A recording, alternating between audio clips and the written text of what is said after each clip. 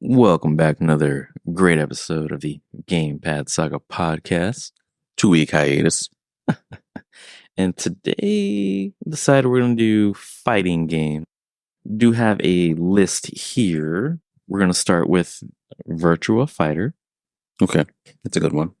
And this is only because, dedicate this episode to our brother Lamar, R.I.P. He is the Virtua Fighter champion. Yep.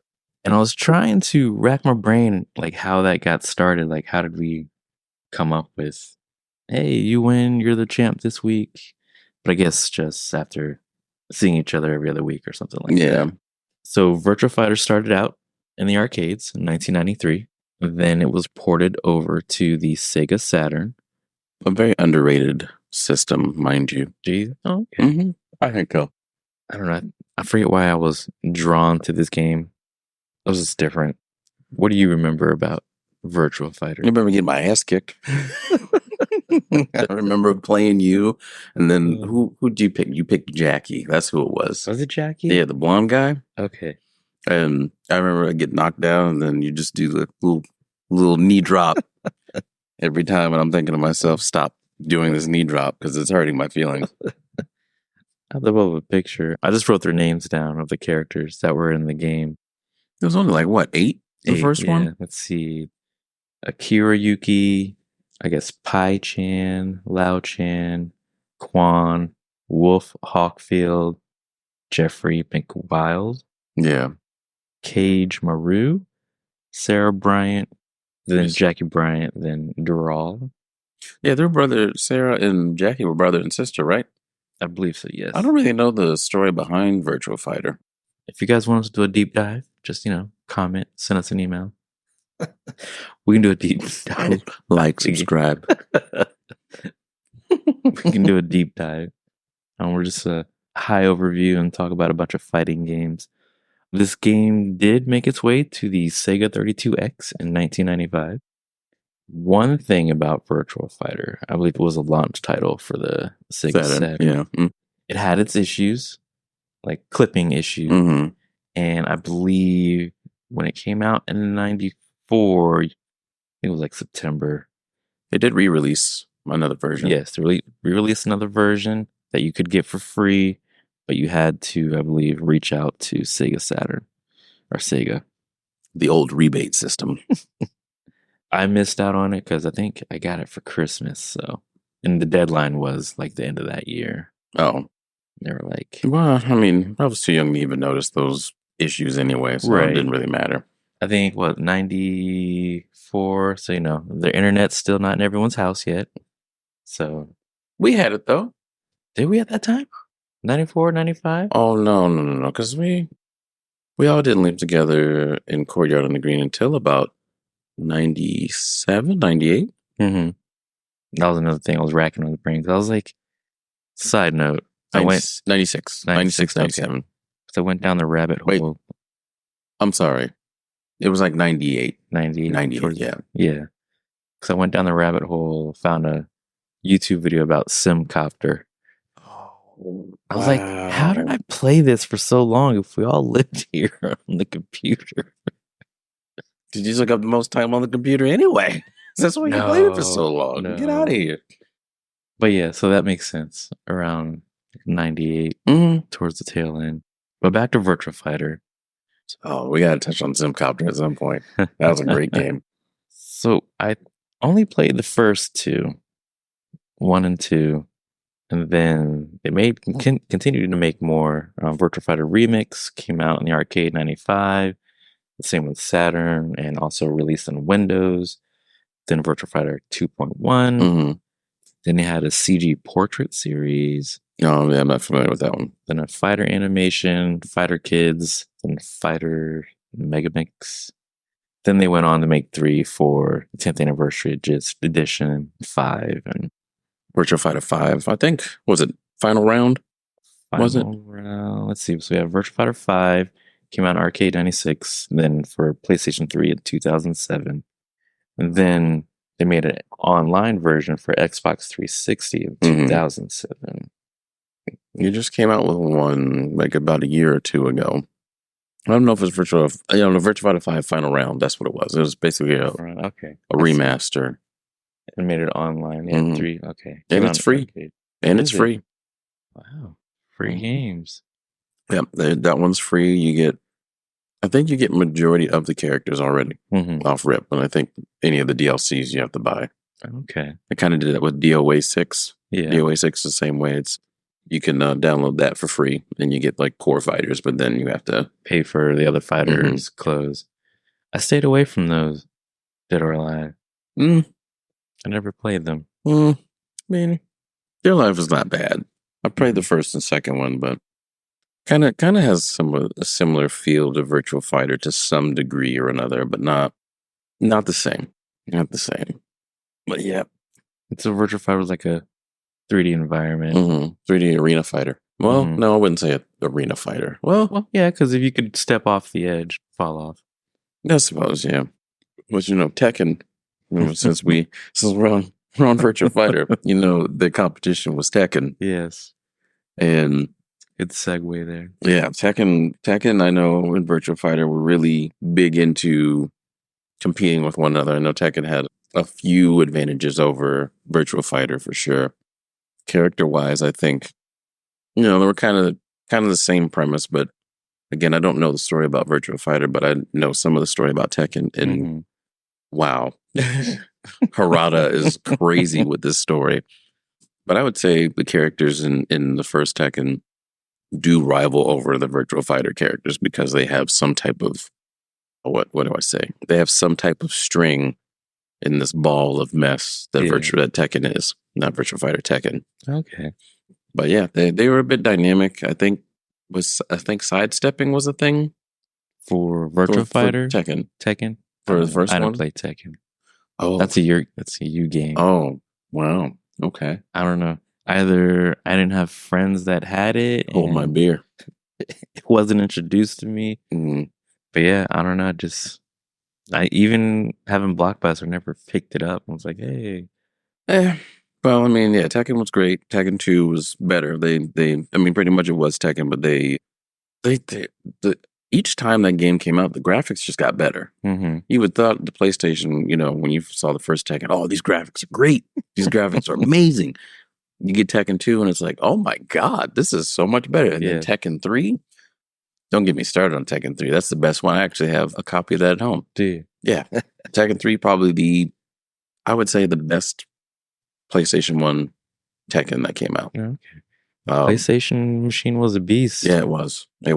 Just when it came to fighting games, actually, to be honest with you, the Sega Saturn played fighting games better than the PlayStation did. Really? When it came to 2D. Right. Okay. Because PlayStation was more along the lines of like the polygons and stuff like that. So 3D fighters and all the rest of the good stuff. That was something that the PlayStation could have a really big leg on. When it came to 2D fighters, Sega Saturn was it. Okay. So, but yeah, you had Tekken 3, and then we got Tekken 4, which a lot of people liked because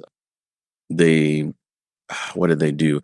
They added elements to the stage. So there was like different grades of the stage. You can walk up, walk down. There were obstacles and stuff like that. They wanted to try to segue and be better or different, I would say, than Virtua Fighter. But I think Virtua Fighter kind of beat them out on that because Tekken 4 was just not it. Like the combo system was completely different. I believe one of the biggest things a lot of people didn't like because, let me go back a little bit. So Tekken, you had the main characters, Heihachi and what's his name? Kazuya, who are father and son. So in Tekken, you could use Kazuya.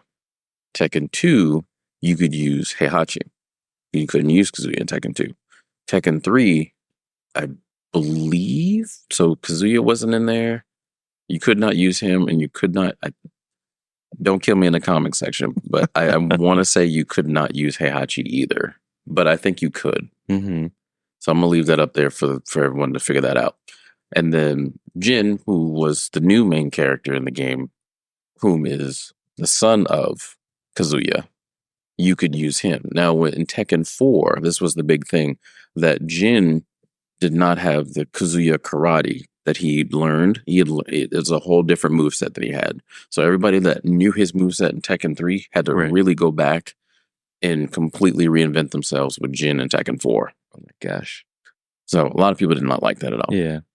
I can see that, but And then you got Tekken 5. Tekken 4 was still a pretty good game, but it just wasn't what everyone was thinking of. They changed the formula, and you know the golden rule: if it's not broke, don't fix it. Right. So Tekken 5 came out. They reverted Jin back to his original moveset. It was a bit better. Was it? No, Tekken Tag. The first Tekken Tag came out after Tekken 4, and then Tekken 5. I may have the order wrong. After Tekken 5, it was Tekken Tag 2, which probably by far one of the best tag arena games I've played. And if you ever get a chance, go on YouTube. I'm talking to all of you out there too. You go on YouTube and look at all like the duo like assist throw mechanics and stuff like that. It's actually really cool how like they tag each other in when you're doing certain throws and stuff like that. And you can actually cancel other people's tags with your character. Really? Yeah. Oh, wow. So like there's a guy so you guys are battling out. There's another guy that comes in, and then your guy comes in like cross bodies, just completely cross bodies the other person and cancels the tag. But then your tag is canceled. You can't use your tag for a little while too. Is there like a bar or a meter or no, not a bar. I don't know if it's a bar or meter if I remember correctly. I wasn't sure if you could just call them in at any time or. So that's not so. It does have that mechanic, so to speak. It's not like Marvel vs. Capcom where like they do the tag or they do an assist and then they come out. You can do an active tag, which is you can do a set of moves. You can call your other person out as you're doing those set of moves, and you can switch to the other person to continue the combo. So active tags are a little bit different than assist tags. Okay. But I believe, I don't think Tekken started that. I think the original Marvel vs. Capcom 1 started that. Or, yeah, it was Marvel vs. Capcom 1 that started that. But we'll get into that a little bit. Okay. So Tekken 2 came out, and then you had Tekken 6. Tekken 6 basically was a I don't know, it was like a replicant of Tekken Tag 2. But, single player, continue the story and whatnot. Because, the tag, I don't know if you know this, but the tag-based games are not canon. Okay. They're not canon. They're just something completely different. So those of you out there that are wanting to try Tekken, if you want to do Tekken 6, I recommend that you just play Tekken Tag 2. Because you can, not only do you have a lot of features at your disposal, you have a lot more characters at your disposal, and it's basically the same game, but just feature rich, super feature rich. Tekken Tag, the original, is basically a up-res of Tekken 3. So if you wanted to play Tekken 3, I would say I would play Tekken 3 over Tekken Tag, just because Tekken Tag was still kind of, I would say Tekken Tag was its kind of like concept, its first creation in that matter. So it's not fully fleshed out like it is in Tekken 2. So yeah, Tekken 3 and Tekken Tag are pretty much the same game. But if you wanted to have those tag features, I would say play Tekken Tag. But Tekken 6, between Tekken 6 and Tekken Tag 2 would probably be what I would say, because you can do single player battles in that too. Right. Then we had Tekken 7, which was probably like one of the biggest tournament fighting games in history, in recent history anyway. Tekken 7 was really good. We had the start of guest characters. So Akuma, first guest character in Tekken in its history, actually. Guest character from another series? Okay. Tekken itself, but I know Street Fighter obviously had a bunch of crossovers. But Tekken itself, Tekken 7 had Akuma, which was really big because now, kind of a side note, we just had Summer Games Fest, and look what happened. Street Fighter 6 now has SNK characters in it from season 2. They have Terry Bogard and Mai, I don't know her last name, but original King of Fighters characters, or if you're big into Fatal Fury, Terry Bogard is really big from Fatal Fury originally. Then he was in Art of Fighting, King of Fighters, City of Wolves. Well, City of Wolves is a new one that's coming out, but Mark of the Wolves was a original kind of Fatal Fury, so to speak. It was like the latest one until now, City of Wolves. Yeah. I'm trying to rack my brain if I ever played Fatal Fury, but I don't think I did. It was on Super Nintendo. I'm pretty sure they made it for PlayStation and PlayStation Right. 2 and such, but yeah, Tekken 7 was in its history and its making had the first crossover character. Like I said, like I mentioned, one of the biggest fighting game competitions in history with Tekken Tour. And then now we have Tekken 8. Tekken 8 is amazing. I love Tekken 8. They've done a lot of updates. Right. Some good, some what the hell are you doing? I mean, that's with any game. I'd say Tekken 8 is really good right now. The only takeaway I can say to that is the battle pass they have.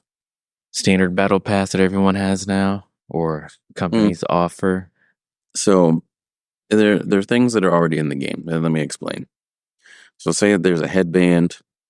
You say that headband, there's already a couple characters you can equip that headband to. So that headband you get from the battle pass are headbands that you can now equip on certain other characters. So say that headband is only equipped on men. Yeah. Yeah, unlock it. Now you can equip it on women. And it's like, I'm not paying $20, $25 extra dollars. I don't know how much the battle pass is. So I'm just saying. On making sure that I can already get it. I get an item that I already have, but then put it on other characters. Yeah. No, I'm not going. It's not going. cosmetic though. That's what you guys wanted, right? No, but it's not what I want. I want a battle pass where maybe I can, maybe unlock a couple moves or something like that. You know what I mean? Some things that are already in the game, some mechanics are in the game that now I can unlock because now I can do a jab low kick instead of the high kick sweep. Just throwing something out there. But yeah, just like different combos that you can path into. So I wish the battle pass was like that. Or if they're going to do cosmetics that's not in the game. Right. But I hope Tekken will change that in the near future and figure out what it is that they need to do for that. The suits will never let that happen. Yeah, of course the suits won't let that happen if they get money. So let's see. Talk about Virtua Fighter, Tekken, Battle Arena Toshinden. Oh, Shinden. It's promoted as a Saturn killer, or it went up against Virtua Fighter. Now, wasn't that Battle Arena Toshinden? Wasn't that This was released in 1995. I'm trying to think. Okay, yeah. I remember. I found it in a demo, or if I just picked it up and wanted it to be different. I don't know. Ooh, I hit the table. I don't know. I don't ever remember you having that. But I really enjoyed it. You played a game that I didn't know you had. Simple fighting game, I guess you could say. And everyone, had their own moves, their own move set, special attacks. And just like most of them, the one player portion, will have a story that you can go through. This is the first time I've actually seen you play like an anime-esque game. Yeah, I didn't know you liked Battle Arena Toshinden. I think I was like, I'm not playing Tekken. I'm not playing anything else. I'm playing this. Well, you know what? Just to be different. You missed out, my man, because a lot of these games are really good. When did you play this? When did they come out? Back in 95? So yeah, 95, 96. Okay. Well, fair enough. All right. I don't think I ever purchased it. I think I would always rent it from Blockbuster. Yeah, Friday night blockbusters. Friday night blockbuster. Yeah, it looks like so I'm looking it up right now. It looks like a pretty fun game. Mm-hmm. Yeah, so Battle Royale. So tell me, did you play any of the other ones? I know there's like 3 or 4 iterations that came out or something like that. No, just that one. For me, I would say fighting games kind of held my interest early 90s to the late 90s. After we passed 2000, I kind of stopped playing fighting games. No, that was you stopped when things were getting crazy. Yeah. Yes. Especially Capcom and their golden fighting era at that time. Like, we had the 50 million versions of Street Fighter 2. Right. But I mean, fighting games were fun, but eventually it just tapered off for me. Man, I wish it didn't. But yeah, going back to being at the golden age, I guess we can go into our next one. What do we got on our list? Mortal Kombat. Okay. Yeah, released in 92. That was pretty good too. Mm-hmm. That was pretty good too. And like I said, I played Mortal Kombat 2, 3, the Ultimate Mortal Kombat 3, the trilogy. I believe I touched Mortal Kombat Mythologies Sub-Zero. I maybe played it for like 5 minutes. And And then I think we both played it for 5 minutes. The game was awful. The game was awful. And then after Mortal Kombat 4, I stopped playing. I had enough. You know, I was right there too. I think Deadly Alliance was the last one I played. And that was in 2002. Yeah, the Deadly Alliance, right? Yep. I liked that one actually because you had different styles you could use. You could use like your base style. There's a subset of that style, Mm-hmm. and then there was a weapon that you could use. Okay. So I think Scorpion, because you remember in Mortal Kombat 4, where if you knew the input to bring out your weapon, you could use that. Yes. Basically, it was just a button press, and you just switch to your style. Here, yes. And then I think it was either the third or the fourth style that you could switch to, and it brought out your weapon, which was really nice. I like that, and that one was really good. It had a really good combo flow to it as well. That's one thing about fighting games. If you have a good combo flow or a good path to where you could branch off in different things or do special into special, or you can cancel into things, that's the type of games I like, because it gives you a bit more creativity. And it makes you think about how you want to set up your next attack, right? Right, yeah. If you want to, and I play the fighting game, so I go into some terminology. If you want to do something and going into Oki and all the rest of the good stuff, or setting up, maybe setting up a trap. Like for instance, in Dragon Ball Fighters, Yamcha, one of the most underrated characters in that game, but literally in the show is worth nothing outside of Dragon Ball. Yes. Worth nothing outside of Dragon Ball, which hurts my heart because in Dragon Ball he was a fucking beast. You can do a hard knockdown, and then all of a sudden you can set up with his medium Wolfang fist, which teleports. So you can go ahead and do that while he's on the ground, and they'll get up like, oh, he's coming with the Wolfang. They start blocking, and it crosses them up. So things like that. That's the type of games that I like in fighting games, or the features I like in fighting games, is being creative. Doing the jump from one screen and appearing on the other side. Oh, that was trying to think. That was Scorpion. Okay, he was the only one that was able to do that. Okay, trying to remember. Smoke could do that. Smoke could go behind the screen and come back on the other side. Wasn't the robot one of the robots able to do it? Yeah, the robot was able to do that too. Sector, Cyrax. I forgot. It's either Cyrax, Sector, and there was another Smoke that was also a robot as well. Was that 3 or 3? That was 3. I don't think any of the robots were in 4. Okay. If I remember correctly. But I think it was Sector actually that you could do. No, was it Smoke? And I got the other thing wrong. It was Noob Saibot. That could do the teleport behind in the back of the screen coming out the other side. It wasn't Smoke. Yep, Sector does the teleport uppercut. So there were technically 3 characters that could do that. So I actually, as you're looking at that, I just wanted to say I actually kind of got privy, because there was one time I was at work and some guy was coming in talking about, but this was before Mortal Kombat 1 came out, which, by the way, I think is a pretty good game. I'm not a big Mortal Kombat person now, but when I have played it, it actually is pretty good. So give that a try. But I did not know that all these Mortal Kombats dealt with time travel. Really? Did you know that? No. Yes. All from the first one all the way to now deals with time travel. Wow. Well, I did not know that. Can you get, do you know any of the premise of Mortal Kombat 1? No. I was not a big lore person. Oh, so. I've gotten more interested in Mortal Kombat. I still don't want to play the games too much, but I've gotten more interested in Mortal Kombat just because of the time travel feature. Like, for instance, Raiden for all these years throughout these timelines was the god, right? Right. Liu Kang is now the god. Raiden is just a normal man. Is that why they always featured Liu Kang? Yes, because remember, it was Mortal Kombat 10. Was it 10 or 11? I think it was 10 or one of those two. Liu Kang had died, but they brought him back. So now, and I don't know if, it doesn't really say, or it doesn't really convey that some parts of it actually, some parts of it do kind of have like some semblances where some of these characters still know each other in some timelines and others not. Like, for instance, Mortal Kombat, I think it's Mortal Kombat 1 or is it Mortal Kombat 11? I'm not sure. but Sonya and Johnny Cage had never met.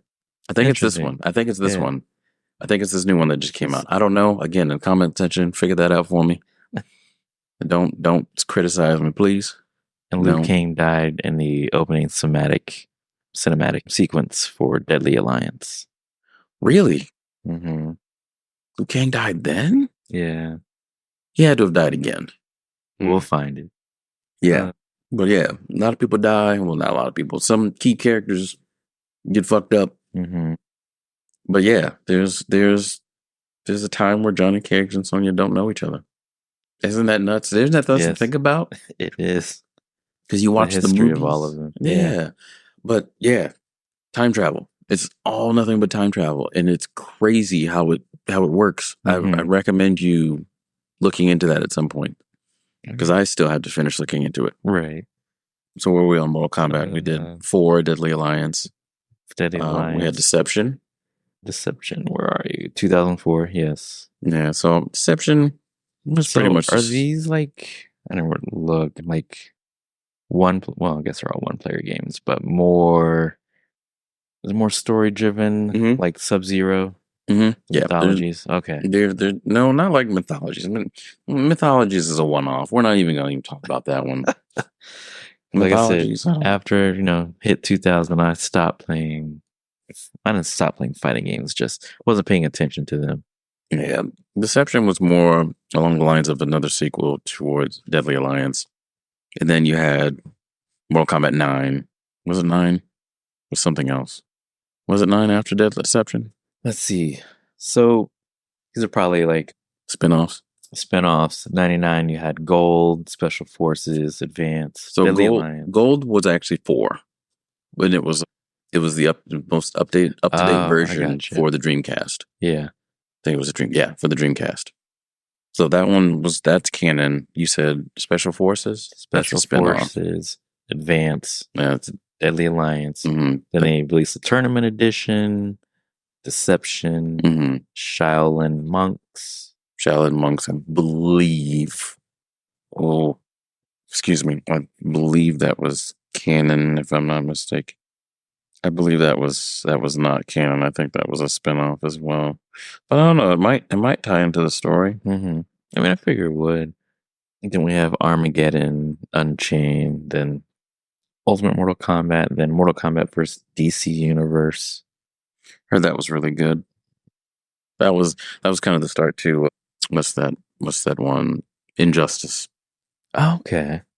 So those games were. I didn't even add that game on here. I did play Injustice. Shaolin Monks was not canon. It was a beat 'em up. Okay. Not traditional fighting style canon, but yeah. I mean, the story probably does take place in the lore somewhere along the timeline. But what game you said you were playing? I'm sorry. Injustice. Okay, so what'd you take on Injustice? I didn't play for that long. There was something that annoyed me about it. But I guess it was fine. It was me being reintroduced to fighting games again. It has been a long time. I think, is that PS3 era? PS4. PS3 360. Yeah, and then they came out with PS4 versions of Injustice, and then Injustice 2. It's been a long time. I put it down, never picked it up again. It's a terrible game. I know a lot of people are like, what? It's a terrible... This guy, I don't like this guy. He's so stupid. He doesn't know anything. That's fine. I'm not here to be liked. Right. I'm here to just say what it is. I think you and I played it one time. Mm-mm. Are you sure? Positive. Would never. I played the first one for maybe a day. Yeah. And never picked it back up. So okay. It wasn't me. Might have been my doppelganger, but it wasn't me. It wasn't me. It might have been Ree. Ree might have played that with you. Yeah. So I know Ree likes his fighting games. Where we at? See, Mortal Kombat Arcade Collection, Complete Edition, Mortal Kombat X or 10, I guess. Then XL, Ultimate. Yeah. Mortal Kombat 11. Mm-hmm. Now, this is when they're heavy on the DLC, keeping certain characters and under paywalls. Yeah. Then they got to stop that. Then when I heard when they came out with Mortal Kombat 1 in 2023, I was like, really? Because of the title? Just, I don't know. Mainly the title, like the whole how Xbox did their thing. But yeah, Xbox has nothing to do with this. But if you look into Mortal Kombat 1, you'll see why it's named Mortal Kombat 1. Uh, It's so are they actually a really trying to redo the timeline, or is this no, just a they're not completely redoing the new timeline. This is a new timeline? timeline. This is a completely new timeline. I mean, I get it, introducing the game to a new set of generation of Mm-hmm. people, but Mm-hmm. Yeah. Yeah. If it's not broke, don't fix it. right. Second time I said that today. Second time. But yeah, Mortal Kombat in a nutshell, it's a pretty good series. It's just something that never stuck with me Mm-hmm. for the most part. And then when NetherRealm was doing Injustice, that was just even worse. And I was like, yeah, we're not doing this. Not subjecting myself to shittery. Right. Not doing it. What's our next game? So the next game is it started out as Soul Edge in '95. Oh, Soul Edge. Then Yeah. it changed into Soul Calibur. So just those of that don't know about Soul Calibur and Soul Edge, it's basically the same game. However, it was Soul Edge in arcade and on PlayStation. But then when I got to Dreamcast, it was Soul Calibur. Yes. And I believe I only stuck around for Soul Calibur 1 and 2. Mm-hmm. It was just cool to go through each character's one player content, I guess you'd say, their story. Mm-hmm. I believe 2 introduced unlockables, other stuff. But, Yeah, like content and stuff like that for the character. Yeah, I believe you're right. But the thing I liked about Soul Calibur was 98. Soul Calibur 2 was 2002. And this is where I kind of was split. 'Cause I was like, dang, which version do I get? Mm-hmm. Because on the PS2, I guess they offered. Yeah, Kratos. Was it Kratos? Yeah, Kratos. And then GameCube was. I think that's later. I have to look for that one. But at least for Soul Calibur 2, they offered. Was it Heihachi from Tekken? Yes. Okay. Yes. And then on the GameCube, they offered Link from Legend of Zelda. Then Xbox, they offered Spawn. And I think at that time, I was in my everything's awesome on Xbox phase. Yeah. So I ended up getting it on Xbox. Yeah. Yeah. At that time, yeah, Xbox was kind of there with the multiplayer games and the 2-player games and stuff like that. It was one of the only console that had a really high competitive rate for multiplayer. Yes. I think PlayStation was still trying to get their footing. Like, how do we do this? Mm-hmm. I think PlayStation, it was still free at the time. Was Xbox Live charging? Yeah. Xbox Live was charging, yeah.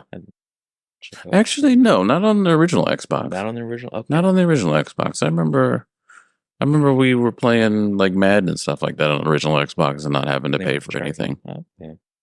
But I think when it came to 360 is when they started charging it.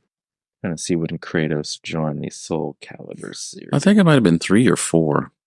Kratos, Yoda, and Darth Vader. Soul Calibur 4, Yoda is only shown to be the enemy of Darth Vader. So Darth Vader was in it. Yes, so Darth Vader, Yoda, and the Apprentice were in 4. And that came out in 2008. I really had no interest in fighting games. At that time, yeah. Yeah. Soul Calibur Legends. I don't remember that game. That one was in 2007. And you had 4, with Darth Vader, Yoda. Yeah. And the Apprentice. The Apprentice. Oh, the Apprentice from Force Unleashed. Okay, that makes sense. Oh, what's a Star Killer? Star Killer? Yeah, he has like 5 different names. Oh, Apprentice, Star Killer. Oh, yeah. Well, you would know. You're the Star Wars guy here. I mean, I like Star Wars too, but I know Soul Calibur 5. Or were we still on 4? Yeah, 4, 2008, then Broken Destiny. That also had Kratos. Or was Kratos like only in that one? I don't know. That's weird.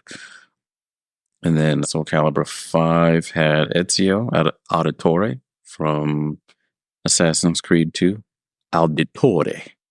Oh, okay.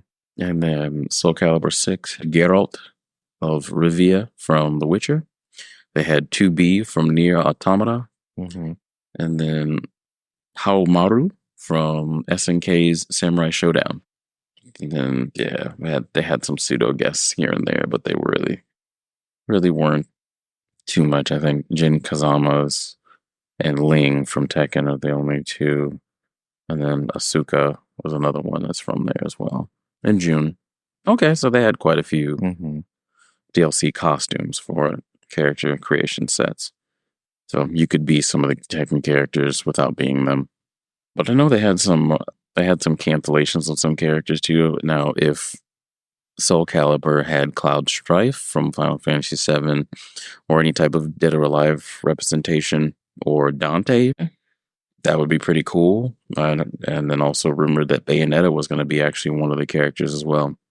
Which either one of them, if it was even one, I think that would be really good for the brand anyway. But yeah, Soul Calibur, they had, and then the game kind of, I don't know, for me it kind of took a turn for the worst. I think so. That's probably why I stopped playing. Yeah, because I have Soul Calibur 6 on PC, but I only fired it up once. I think it was one of those where I started actually learning everyone's moveset. I mean, it's not a bad game, but I don't know. There's something about it that's missing. It's like, what's missing here? Yeah, and I can't put my finger on what would be missing, to be honest with you. Oh, I forgot. Side note, Tekken 7 also had Noctis from Final Fantasy 15. Okay. Yeah, I forgot about that an hour later into our podcast. So I always thought it was cool when they would add the extra characters in the game to play. Now, nowadays, when they add these characters, though, you can kind of see where some of these extra characters or these content characters are at a higher advantage than some of these normal characters that have came in. For instance, Dragon Ball Fighter is a perfect example because you got your base characters that are in it, then you have your first set of DLC characters, which are crazier than the base characters. And then you have the second set of characters, which are crazier than the DLC characters from the first set and the original characters. Like almost like they forgot how they coded the original character. Right. But I mean, through patches and stuff like that, they've added things to all the other characters too, which is nice. They gave some buffs, but yeah, I just wonder what can Soul Calibur do character wise, but not only that, just gameplay wise, what they can do to just retain a bigger audience, because it's a great series. It's a great series, but I just don't know what they have to do in order to be in the leg of Tekken or Virtua Fighter Final Round or anything like that. Because now, I mean, I'm sorry, not Virtua Fighter, but Virtua Fighter Final Round and DOA. Because we got another Virtua Fighter on the way. Do we? Virtua Fighter 6, yeah. Oh, I did not see that one. Yeah, it got announced, I think, sometime last year or the beginning of this year, something like that. But yeah, that was announced. So, they're still in the running. I think. I just think that there's something they're missing. I don't know what it is. And I know Soul Calibur 6 was kind of like a retelling of the first one. What was it? Not to do a deep dive. We might have to do a deep dive on that one. It's a 6 retelling the first one again. Okay. Kind of like almost a retelling, but almost a kind of kind of like a different timeline or different thought of the first in general. Yeah, Soul Calibur. That's where it's at right now. So we got to figure something out for them. No, my favorite character was, I believe it's Kalik, and he used a staff. Oh, Killick. Love Killick. Killick was my favorite. Killick and Maxi were my two favorites. Maxi with his nunchucks reminded me of Law from Tekken. So gosh. That was kind of my guy there. Yeah. All right. Let's get to Street Fighter, don't it? Let's do that. Throw Street Fighter. Let's do Street Fighter for right now. Let's see. So the original Street Fighter came out in 87. I'm probably more familiar with Street Fighter 2. And that's probably all the Street Fighter that I've played. I don't know. For some reason, I don't know. Either I didn't have friends who didn't play Street Fighter, because I never picked it up myself. But I mean, I played the hell out of Street Fighter. I don't know what you're talking about. I still do. Just not Street Fighter 6. Right. Maybe I need to get out of my old man ways and be like, you know what? It is what it is on what they have done with this game. I just need to make the best of it, because I'm going to say this right now. This get out of jail free card with the drive rush mechanic. Yeah. Y'all kiss my ass with this one.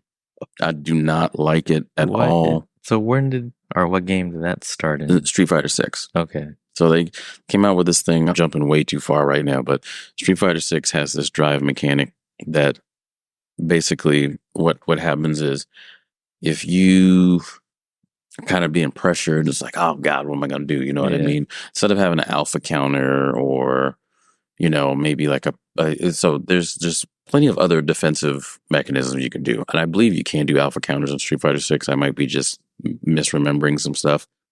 But you can parry, you can block, you can perfect parry, you can do all these things, right, to kind of get you out of trouble. Mm-hmm. But it depends on what you're parrying and all the rest of the good stuff, because if they're plus on block or whatever it may be, then they still have a turn if you're trying to hit them back. Right. So they have this mechanic called the drive mechanic where it gives you super armor for at least 2 or 3 frames and just smack them. And then it's a get out of jail free card. It's a free combo at that point. Right? Yeah. Now, you can bait it. You can bait a drive rush. Or this drive mechanic, whatever. Drive impact, that's what it is, drive impact. Drive rush is something different. Although it does stem from the same mechanic, it's a different action that you get. You can parry, not parry, but you can parry a drive rush. You can bait a not drive rush. Jesus, I'm just not getting it right. You can parry a drive impact. You can block a drive impact, but your block will be broken and you're stunned. You can actually dodge it. You really can. Or you can do a drive impact against a drive impact. Because if you're the second person to start your drive impact, you automatically win. Right. It's an automatic win. Interesting. Which, like if you can catch it, like if you can catch it in time, you should get that win. I think so anyway. And plus the active frames on the first go of the drive impact are already gone, as opposed to you just starting yours up. So you still have more active frames than that person does. Yeah. But yeah, if you play lower level Street Fighter, like I wouldn't say I'm lower level, right? Because I've played a lot of Street Fighter. I've competed in Street Fighter. I've competed in other fighting games. So I wouldn't say that so much. I would say I'd be mid. Mm-hmm. And even in mid level, you see people use that a lot. It's just like, ugh. Like I could understand if you use it, if I'm literally pummeling you and you have no other option, go ahead, right? But there are some people in low level that just use it all the time, and it's so annoying. And those are the people that you can't read the best, right? Because they just throw anything and everything out, and it's like, wow, like what do I do? Right? What do I do? Like I know what I want to do to set this up. I don't know what I want to do to set this up. I'm gonna start with this move. I'm gonna start with that move, and then all of a sudden they just moon you, and it's just like, oh, okay, what? what just happened? Yeah. So, yeah, Street Fighter 6. I'll probably give it another go. But right now, let's go back to original. I'm sorry, I just had to go on a tangent there. They just kept essentially re-releasing, to adding things. Like I said, my history with Street Fighter is brief. Original Street Fighter came out in 1987, but I mainly remember Street Fighter 2, which was released in 1991. Then they released a Champion Edition in 1992. Then Super Street Fighter in 1993. This is when they added super arts to that. I was only around for Street Fighter 2. Yeah, the only thing I can think of, people that I play video games with didn't play fighting games. Yeah, that's probably why I didn't continue. No, losers. The losers. Didn't continue with Street Fighter. But yeah, I enjoyed it, all the time. I always will say, Guile's Sonic Boom, Sonic Boom, Sonic Boom, Optic Blast, Optic Blast. Yeah, Guile's my dude, though. It was a fun game. No complaints. Guile, Ryu, Ken, Chun-Li, Baraka. What's the other guy? Baraka's Mortal Kombat, brother. Blanca. You're thinking of Blanca. Yes. You're thinking of Blanca. Okay. we all knew what he meant. We all knew what he meant. The guy from India. Oh, Dalsim. Yes. Or Dalism, but Dalsim is how you actually pronounce it. Am I missing anybody? E Honda. You got E Honda. If you're talking about the Street Fighter 2 characters, Street Fighter 2. So you got E Honda, you got Vega, you got Bison. Akuma was a guest character in Street Fighter 2 Turbo. I wonder if that's what this is. Because they're adding more people in. We got Fei Long. Zangief. Zangief, yeah. Fei Long, okay. Akuma. There was an older gentleman. I can't remember Vega. his name. I hated Vega. I hated playing against that rat. He was annoying. But I just think some of those fighting games are just programmed to be cheap. Right. Yeah, it's just like, okay, well, I mean, how am I supposed to do this? But if you're not cheating, you're not trying. So yes, they didn't want the game to be too easy. Balrog was another one. Oh, did you know? Did you know? And maybe some people know this, maybe some people don't. So I might be mansplaining here. Mm-hmm. Probably not. But did you know that M. Bison was actually supposed to be Vega? And Vega was supposed to be Bison. Really? Mm-hmm. Oh, wow. No, I didn't. No. I'm sorry. Forgive me. Balrog was supposed to be M. Bison because he was supposed to be Mike Tyson. Yes. And then Vega was supposed to be Bison. Was there the Bison that's now. Yeah. And then, yeah, I don't know what happened to actual Vega. I don't know what he was supposed to be. I don't think he was supposed to be Balrog, though.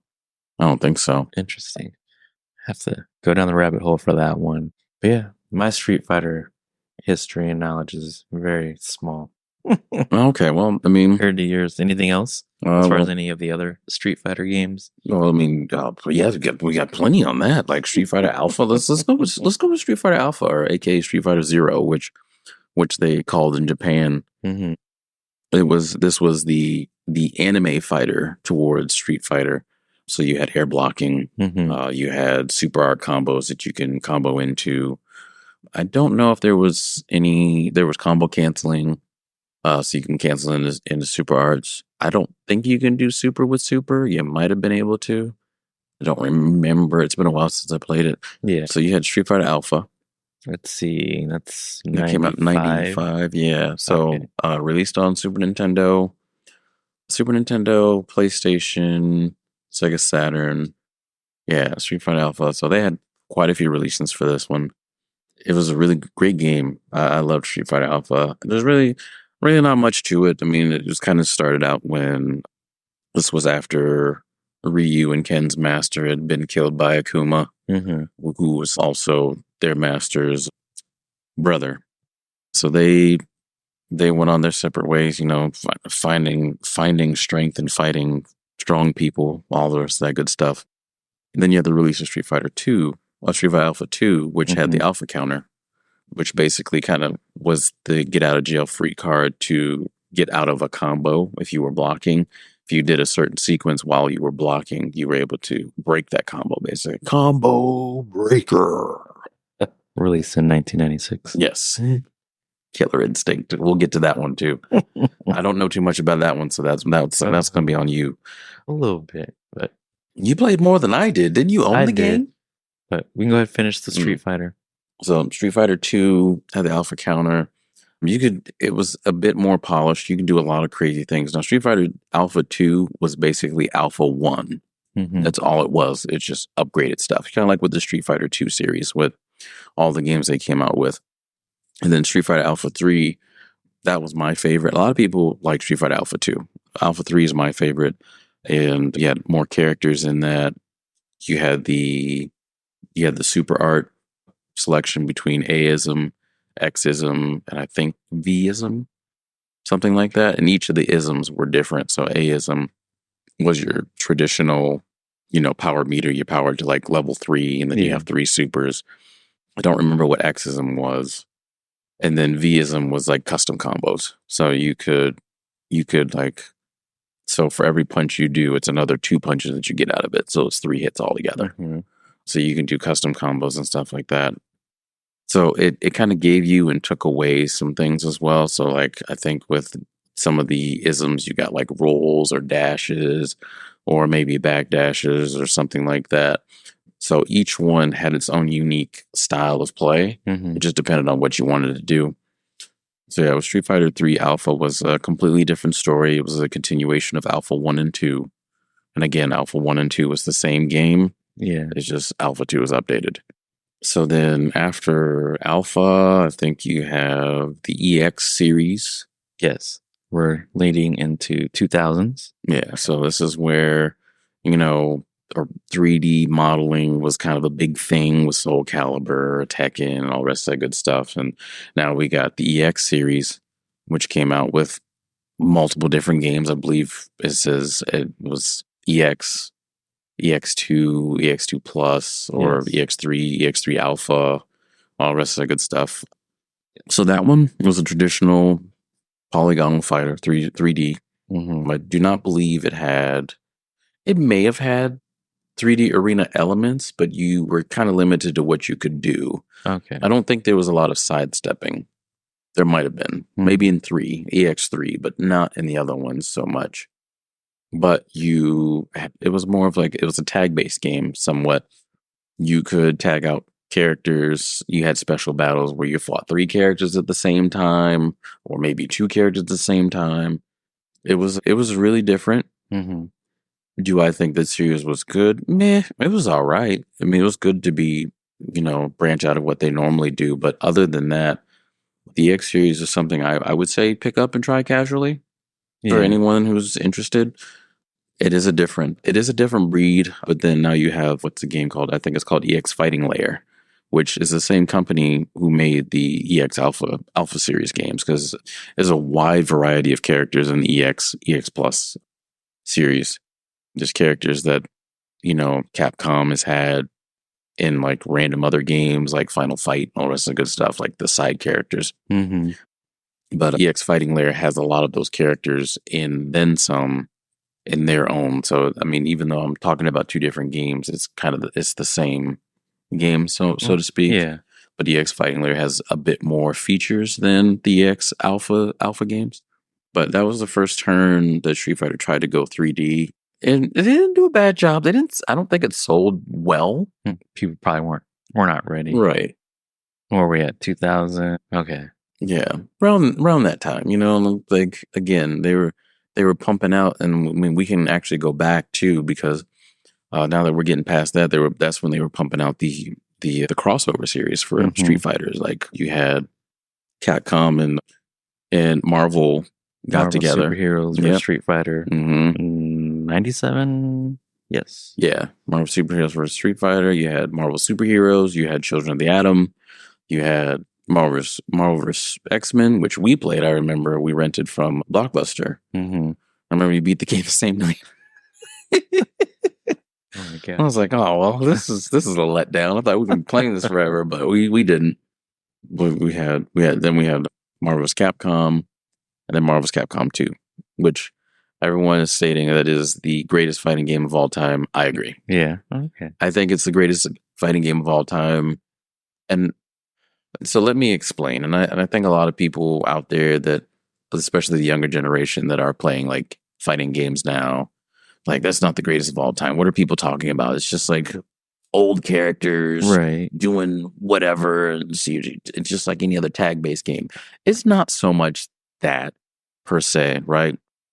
Does Marvel's Capcom 2 have some things that I wish they did have, like they do in Marvel's Capcom 3 and Marvel's Capcom Infinite? Yes, I do. There are some things I wish that were in the game, but it was, and we'll talk about the other ones in a second, but this one here this is important. This is important for people to know. The only reason why, and this is my opinion, the only reason why it's molded as the greatest fighting game of all time is because, A, you've never seen a crossover like this at that time. That's true. B, everybody and their grandmother was at that arcade cabinet. Everybody. Now, I didn't get exposed to Marvel's Capcom 2 until it came on Dreamcast. But do you remember going to that arcade that was down in Palm Bay? I do. So, the reason why I remember, well, go ahead. No, go ahead. I'm listening. Well, my story involves Mortal Kombat 4. And did you play that big guy that was sitting there? I did. Oh my God, I hated him. Everybody. And I was like, And now I was reflecting. I was like, this is what the 80s felt like. People waiting to play games, and this one guy just beating everyone. And I just stroll up. Had to humble him for a second. Oh, wait, you beat him? Yeah. What? Yeah. What? You beat him? I did. Oh, where was I? I'm sure you were there or somewhere. Oh my God, no way. But yeah, I had to humble him for a little bit. So I was like, this feels good. this is what the 80s felt like. Oh my!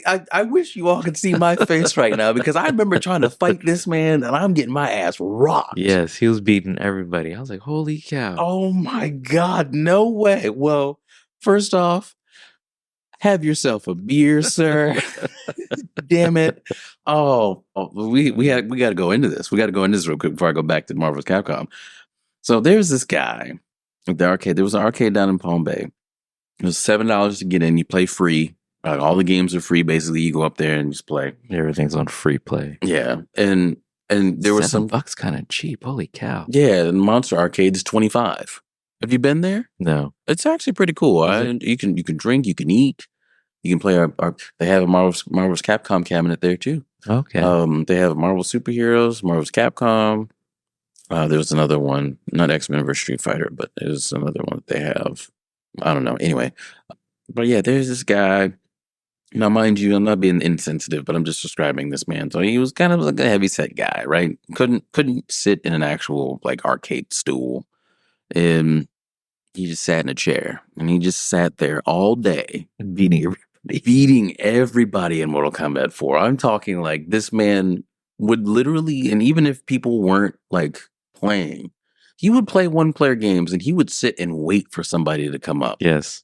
Yeah, I did observe that. Yeah. And I'm like, I remember I was like, I'm going to try this. I'm going to try this. I'm going to try fighting him.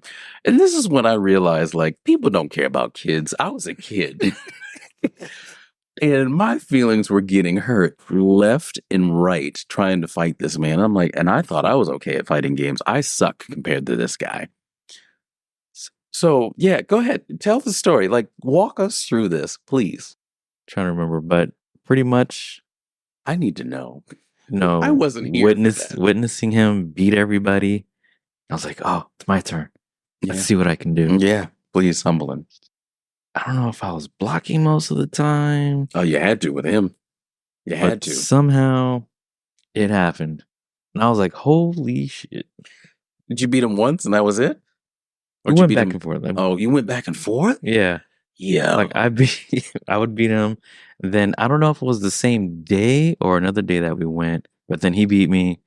But then kind of went back and forth. But I was kind of like, holy shit. Because it's one of those where you have like, I don't know, one hit point left. Mm-hmm. Oh, okay. So he got you. He got you on technicality. I don't know. I got him the first time. Oh, did you? But oh my goodness, sis, yeah, it was crazy. This story is going down in infamy right now because I'm telling you right now. Like this, hearing this right now, like brings joy to my heart. Like no joke. Like this man gave no fucks on who got on the sticks. He was going to destroy, and I like that mentality. I really do. I love the mentality, but I needed him. I needed him gone. I needed him gone. And knowing that my brother took the giant down. Yes. I love it. Yeah, it's one of those good video game moments. I was like, oh, because it's not someone you play with, so you don't know how they play. Mm-hmm. Then it was kind of like, all right, let's see what we're gonna do here. That and that shows a testament of how quick you adjust to things. Mm-hmm. That actually, and you non-fighting gamers out there, that's what happens. You have to adjust. If you don't adjust, you're gonna get shat all over. Yes, every time. But yeah, back to Marvel's Capcom 2. But I'm glad you shared that because, I'm glad I shared that you shared that because I did not know this. I might have been off doing something else somewhere or something. I think you had wandered off somewhere. Oh man, no, yeah, that's a good time. That's a good time. But back to what I was saying about Marvel's Capcom 2. It's the only game that I know of that a lot of people crowded around that cabinet and played that game. And even watching that game, you were just in awe and what you could do with all these characters that you can create synergy with, all these characters that you can do DHCs, which are delayed hyper combos. So if you do a super art, you can actually bring someone else out later during the super art and do another super art. Like there were so many things that you could do that no fighting game at that time gave you any type of like inkling or option to do. Right. So that right there in itself, and then not only that, Marvel's Capcom 2 is currently, and this got remastered back in 2009. on the PlayStation 3 and 360, Marvel vs. Capcom 2 is still the highest selling digital game of all time. Wow, that's amazing. So that should tell you something. Mm-hmm. They don't make them like they used to. No, they don't. They don't. They don't. But yeah, we were talking about the crossovers. So yeah, we had all the crossovers, and this is when Capcom and Marvel. This is when Capcom and Marvel were collabing, because Marvel was actually at that time, and if I remember correctly, listening to Maximilian Dude, which shout out to him, one of the greatest YouTubers of all time when it comes to fighting games. No shameless plug or anything like that, but he's just good at what he does. He had mentioned that, and if I remember it, and I'm trying to get it, excuse me, verbatim, but at that time, Marvel was getting ready to go bankrupt, because Marvel, all they had was comics. Right. And in the late 80s, early 90s, comics were like gold. Mm-hmm. Like you get, first edition Punisher. What? This go for like $300-$400. Yeah. You know what I mean? Or I could send my kid through college with this. At that time, probably. Now, no. Never. But, comic books weren't what it was, and Marvel was getting ready to go bankrupt. Yes. And Capcom went in. I think they paid to collab for the rights. I think it was like $15K. Really? Wasn't much. 15K. And the first game that came out with not Children of Adam, The Punisher, which was a beat 'em up, so kind of like Final Fight. Mm-hmm. The next one was Children of the Atom, X-Men Children of the Atom, which was a 2D 1v1 fighter. Mm-hmm. And then you had Marvel Superheroes. Trying to see here. Which was the same thing as Marvel Superheroes versus Street Fighter. Mm-hmm. That's 97. Okay. Yeah. No, you had Marvel Superheroes, and then you had Marvel Superheroes versus Street Fighter. Okay. And then, so that was the first crossover that they actually did. Mm-hmm. The first crossover. And then, so they had X-Men versus Street Fighter. And then you have Marvel vs. Capcom, and then Marvel vs. Capcom 2. So all of those games in a whole were essentially the same game, but just added features each time, which I feel probably, I don't know, I would say that Capcom did the right move when it came to building their player base for fighting games. And not only that, this is one of the biggest reasons why Marvel has their phase 6 right now. Hold on, what about the Blade movie? I mean, Blade was came good. out in 98. Blade was good. Up to that point, but really Blade didn't have any. games. That's true. I wonder why. But I mean, it was like one of the. But I don't think, was Blade even a character at that time? Yeah, he had a movie. He was always around. Did he have a comic? Yes. Oh, okay. And with the success of Blade, Marvel went back up. Yeah, and Capcom putting out all those damn games. Putting out all those games. And then now I about flew out of my seat when I saw this. But when I watched, did you watch the last Nintendo Direct? No, I don't watch this. What? Sometimes I will watch. Who is it? But yeah, I think I know what you're talking about. Yeah, RTG 85 or something like that. Yeah. Shout out to him too. He's actually a pretty good YouTuber as well. They were like, so they brought up the segment and they were like, oh yeah, we're gonna do Capcom's next fighting collection. We're gonna take you for a ride. I was like, excuse me? Excuse me? Yeah. And then there it was, boom, like all those fighting games. I about like flipped out. I was like, what? Yeah. This is the first time any of the so I think Marvel vs. Capcom, the first one, this is the first time it actually got a true port ever since it released. And it released back in what'd you say it was? Just Marvel vs. Capcom, the original Marvel vs. Capcom 1. That's before, let's see, 2 was 2000. Let me check. Marvel vs. Capcom 1 had to have been like 99 or 98. Number 1, 98. The first ever port since 98. That's over 20 years. Yeah. Over 20 years. That's insane. That's insanity. But now they're ROMs. Now, I mean, I don't know. We're gonna figure out like how we're gonna get more information and stuff like that on how it is and stuff like that. Marvel's Capcom 2. I'm not sure if it's a ROM or if it's the remastered version of PS3 360.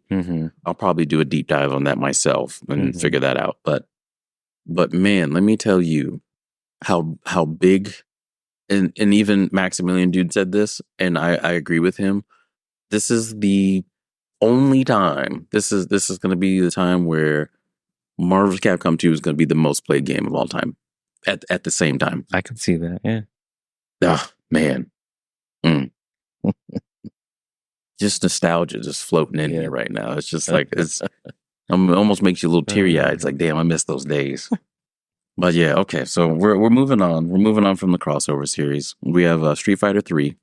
Street Fighter 3 came out around the time Alpha was coming out. Because Street Fighter Alpha 3 Max comes out in 06. Are we that far yet? Yeah, Alpha 3 Max was a release on the PSP, I believe. Street Fighter Alpha 3, 98. Okay. Then Third Strike, 99. Third Strike was 99. So we had Street Fighter 3, we had Street Fighter 3 Second Impact, and then we had Street Fighter 3 Third Strike. Oh, I'm sorry, Street Fighter 3. No. I knew what you meant. I knew what you meant. So Street Fighter 3 was not well received at first because Ryu and Ken were not the main characters. Oh, wow. I'm sure that shocked people. Oh, yeah. It shocked a lot of people, I'm sure. Like, what do you mean they're not the main character? No, Alex is the main character in Street Fighter 3, which is a big, basically blonde Zangief for the most part. Okay. It made me think of the random character in the Mortal Kombat movie. Which one? The recent Mortal Kombat movie. I never played that. I mean, I never watched that. I heard it was good, though. The beginning and the end, the middle, I don't know what happened. But there was just a lot of shit. Yeah. Just nonsense. It wasn't well received at first. And it was a hard game to play. It was a hard game to play because mechanics were different, hitboxes were different. It was just not... Oh, just switching things up. Right. They switched a lot of stuff up. You know, they switched the engine up for the game, the mechanics, the graphics. It's just completely different, right? Yeah. Obviously, like you had said earlier, a lot of people just weren't ready for it. Second Impact came out. Second Impact had a few improvements and stuff like that. I believe the first Street Fighter 3 had some infinites that were really, really buggy. And if you got caught into them, it was done. It was over with. Second Impact improved on that a bit. I think there might have been a few other infinites that you could have found in the game. Don't quote me on it, though. But if I remember watching a review on it, I think it was.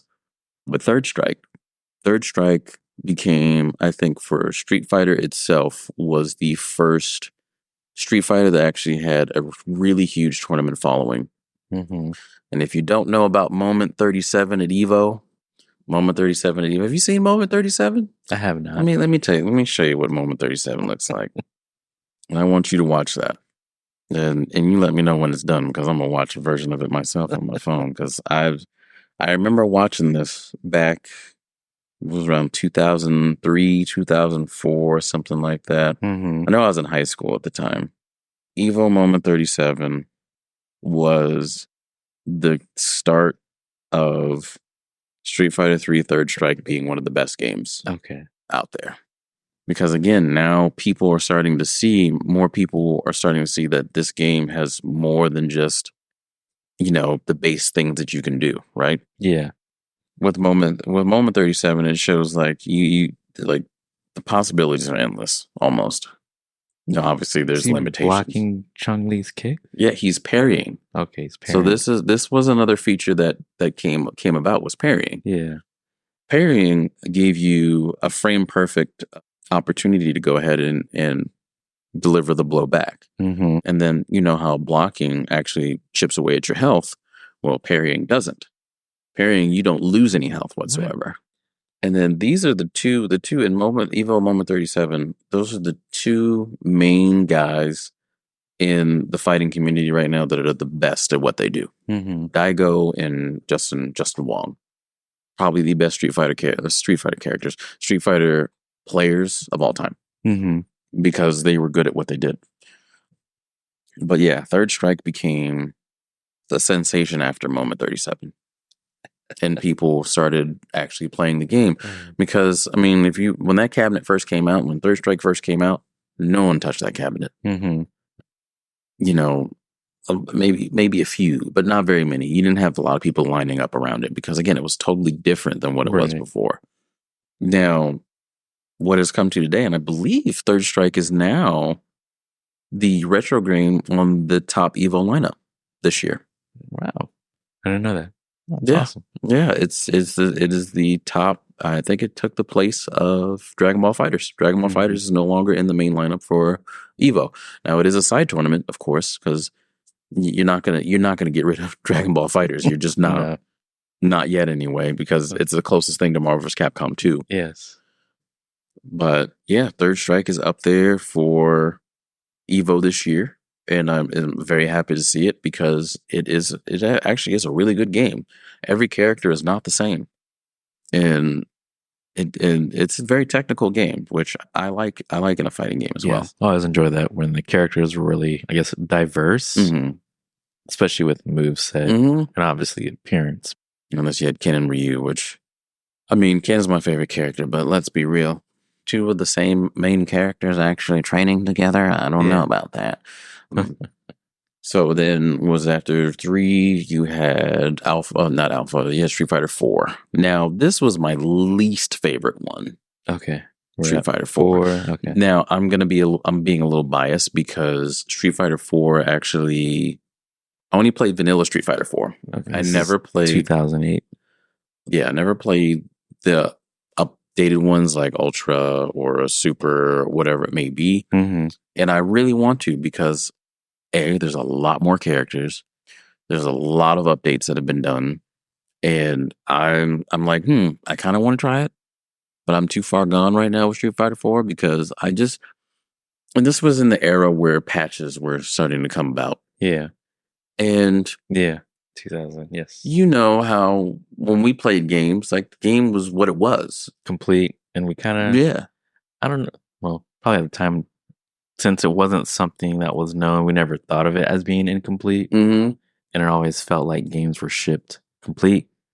But now you essentially, well, if you get the physical copy, it's like just a download disc. Yeah, either a download disc or, well, nowadays that's what the discs are, but.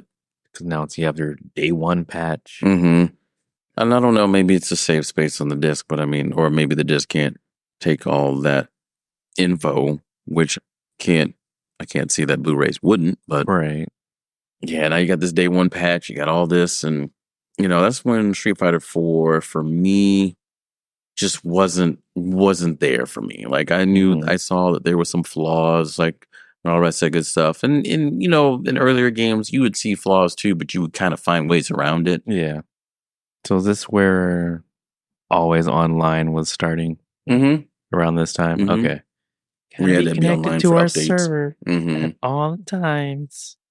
Like I said, I heard the other iterations were better. You just never got past that first one. Never got past it. I can see that. Sometimes games just put a bad taste in your mouth. Like, you know what? I'm done.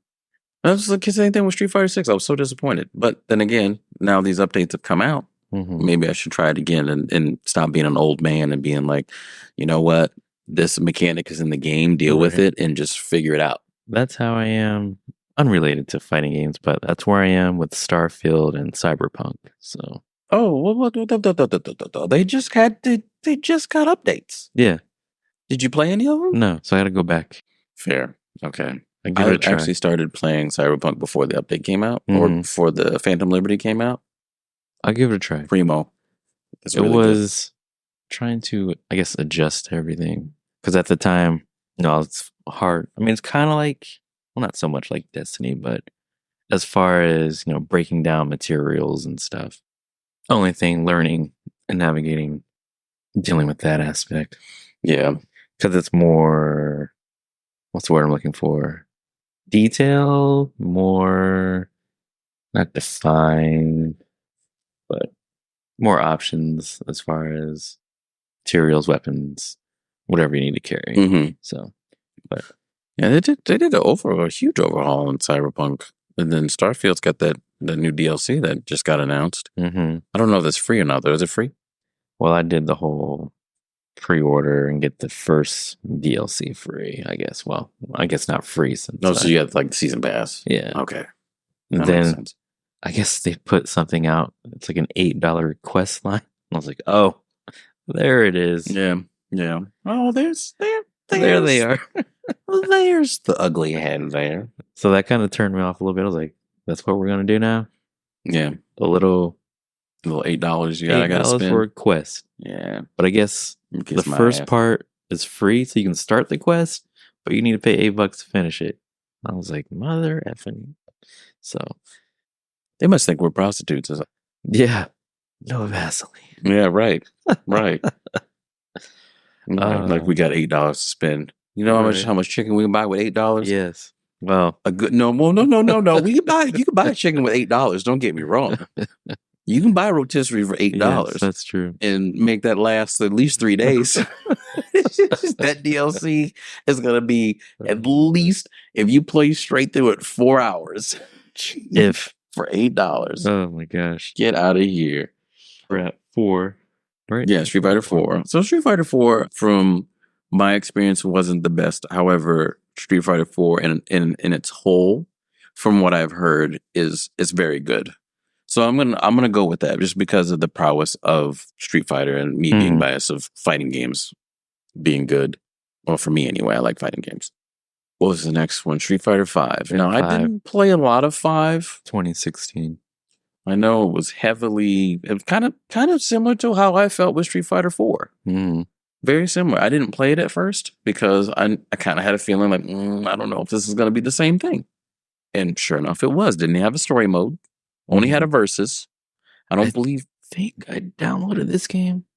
It was like a free game for some reason. Yeah, it was a free game. I have the Champion Edition. Okay. Champion Edition is great, and I'll get to that. But I never played it. You never played it? I think I downloaded. There's so many games I do that with and just haven't played it yet. Probably did one round, said, all right, I'm done. Yeah, it's again, it kind of tailors off of what Street Fighter 4 is. It has a bit better mechanics. But I will say Street Fighter 5 aesthetically, how it looks, like the shading and a little more darks that they have, I think it's a better looking game. Although a lot of people say it looks the same, which I can't disagree with. Right. Because I mean the sprites kind of look fairly similar, but I think the shading and the coloring of the game kind of gives it a bit more. It gives it a bit more of a nuance or more of a sense of urgency. Yeah. You know what I mean? And Street Fighter 4 was a very light colored game dealing with like fighting and all the rest of that good stuff. And if you look at fighting's more of like it's a serious moment, you know? And I do like the colors and the shading for it. The story was terrible. Oh, god awful. Well, it's 2016, so yeah, most stories are just generic at this point. Yeah, so I don't know. I think, so going back to Street Fighter 4, I think Abel was actually the main character in that one, and Abel was a character that was made in the factory. I can't remember the psycho powers that Bison has, right? So he was made, so if you didn't know, like a lot of people were being cloned with that type of power. Bison was the only one that was at that time was the only one that was like a perfect clone. And then you had Seth, which I think Seth was like a different being in itself, but I think was being made in that era or in that same department. Then you had Abel, who was a failed experiment. Yeah. And escaped. So is this info we can find in the movies or you find it in the game. The game. Okay, so the game tells you. Okay. Yeah, surprisingly enough. Because if you go into any of the Marvel vs. Capcom or the Marvel superheroes or the crossover games, you have no clue what the fuck's going on. You're just playing it. Right. You know what I mean? You kind of just got to depict it yourself. That's how I feel about most games fighting games I would play. Because I wasn't deep into searching for the lore. Just played the game and whatever info it told me. Well, you know, back then, you found them in Nintendo Power or Game. Was it Game Pro? Game Pro. Was it Game Pro? Could have been something named Game Pro. I'm sure, but it was Game Pro, and there was like Electronic Monthly. Yes, that one. You found all the lore and that type of stuff, or in the instruction manual if you're lucky enough to get it. if you're lucky enough to have it, and if it stayed intact, because a lot of bathroom visits with reading.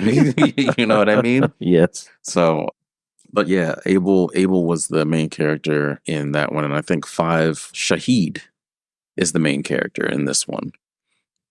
But like I said, the story is awful, but we're not going to get into that. If anyone wants to deal with the heartache and the terribleness of the voice acting and all the rest of that good stuff, you can go watch that on YouTube. Play the game yourself. However, the character selection, amazing. There's a lot of characters in that game. The mechanics got better and better and better as the game went on. I played a little bit as it went on, and then once it got to the Champion Edition, added 4 other characters. Another crossover, which was Akira from Rival Schools. Rival Schools is a great game. It was a really well-made game at the end. The end where all the patches were in, all the mechanics had been tweaked, some were added, some were taken out. The overall prowess of Street Fighter V was really good at the end. Unfortunately, kind of like with Street Fighter 4, unfortunately, they all were really good at the end. Now we got Street Fighter 6. Again, that's left a bad taste in my mouth. But in an overall sense, that game came out blazing. It got a 9 out of 10 Metacritic. 9 out of 10. You trust those? I don't trust them. Okay. I really don't. But I think it's a user experience thing. I also think it's a user experience. Because we always look for something different from something. And I'm not a guy that sit here and be like, oh, this guy said that this game was terrible, so I'm not going to even do it. Like, no, that's not how that works. You play the game yourself to see if you like it. Yeah. There's a lot of games that I play that I'm like, oh, this game's great. Fallout 76 is one. I love Fallout 76. I recently downloaded that on Xbox. They had it for free. And I was like, oh. Riot, it's so good. Check this out. Like, a lot of people are like, oh, well, it's online. What if people try to kill me and take my stuff? Bitch, that's part of the game. You go kill them back. Right. And you take their stuff. You know what I mean? Just like, stop, And you had the capability later on down the road. I'm not saying at the beginning of the game, but later on down the road, you had the capability to have a world of your own and played in that. Now, should they have come out with that beforehand? Yeah, of course, because a lot of people probably didn't want to play with people. People wanted to play it like it was Fallout 4. Fallout 4, right. And, you had people who were like, oh, this game's boring. There's nothing in it, this, that, and the third. And I think a lot of people just don't understand, like, it's an MMO. Right. Do you realize that MMOs don't have everything in the game? No, they don't. I.e., Final Fantasy XIV, when they came out with their first base game, they had the base game and whatever they put into it.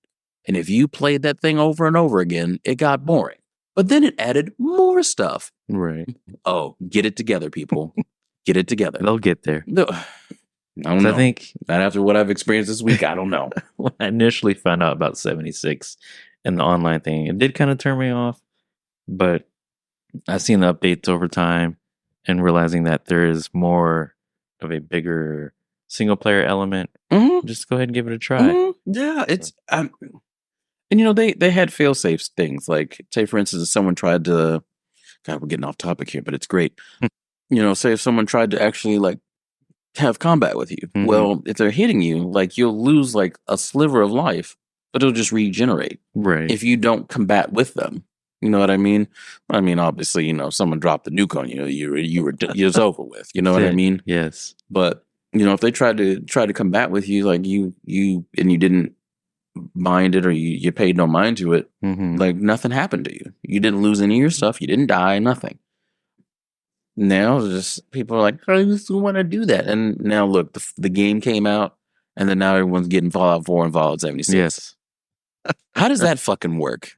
I'm like, oh yeah, I've been playing this game for a while. Well, I played it since it came out, so don't tell me nothing. When I looked, I think it came out, Fallout 4 came out in 2015?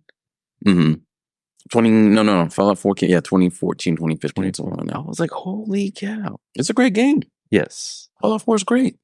2015, November 10th, 2015. Back to Street Fighter. Sorry, it's just off the text. So, where are we at? Street Fighter 5. Yeah, Street Fighter 4 and 5, great games at the end. Obviously, Street Fighter 4 and 5 were really big tournament games as well. Mm-hmm. And now we have Street Fighter 6, like I said, coming out the gate blazing, 9 out of 10 Metacritic. I mean, mechanically, it's a great game. And this is being totally unbiased. It's a great game. The characters, their models are great.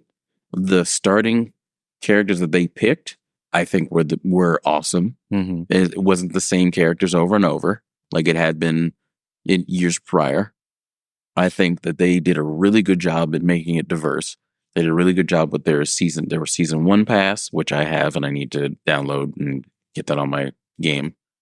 And their season 2 pass, like I said to you earlier, they added the 2 SNK characters. Mm-hmm. And that also was going to be a huge setup for maybe Capcom versus SNK, which we'll get into that series in a little bit. But Capcom versus SNK 3, possibly. Maybe.